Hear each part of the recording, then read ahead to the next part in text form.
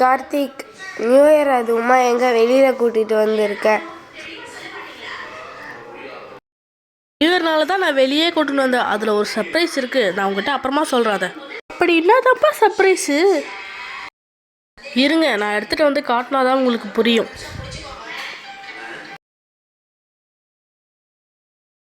வந்துட்டேன். ஓ, கேக்கா?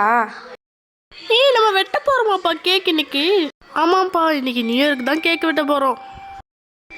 நான் தான் கேக் வெட்டுவேன். அதெல்லாம் இல்லை, நான் தான் கேக் வெட்டுவேன். நான் கேக் வெட்டுவேன்.